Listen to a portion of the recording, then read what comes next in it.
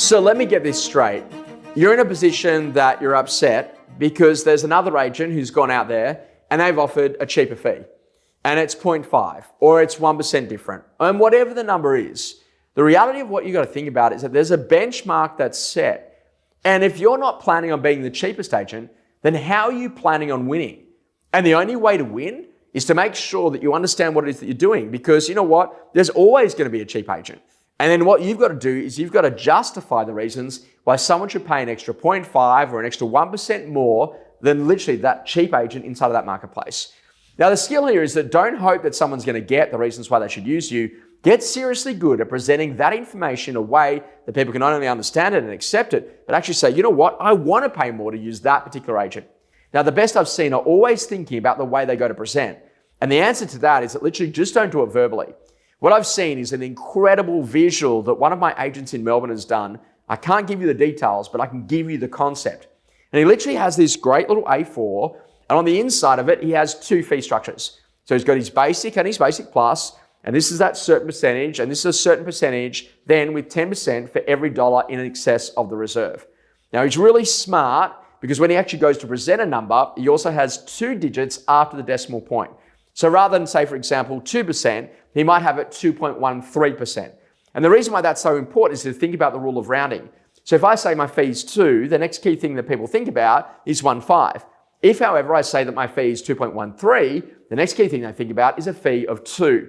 Now, because he's got a choice, he's then ultimately got over the basic plus figure a nice little thing that actually says most popular.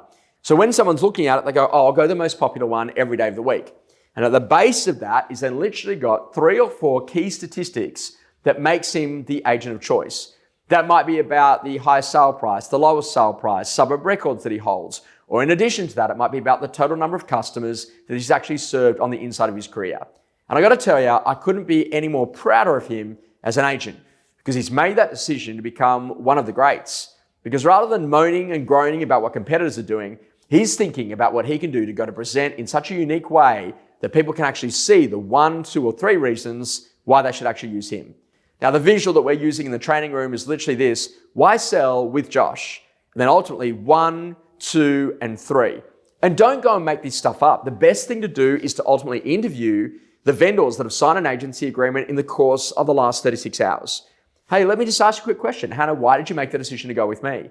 And ultimately, they're going to tell you things in mum and dad language and consumer language that really cuts through.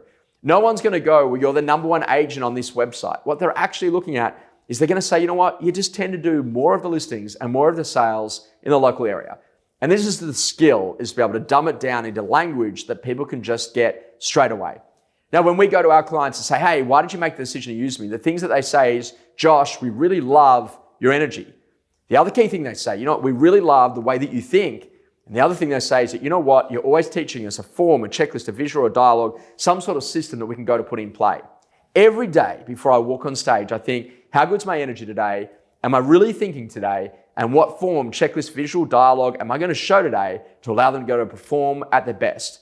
When you find out what makes you great, make it implicit and explicit so that you can actually show people on that one pager the 3 reasons why they should make the decision to use you.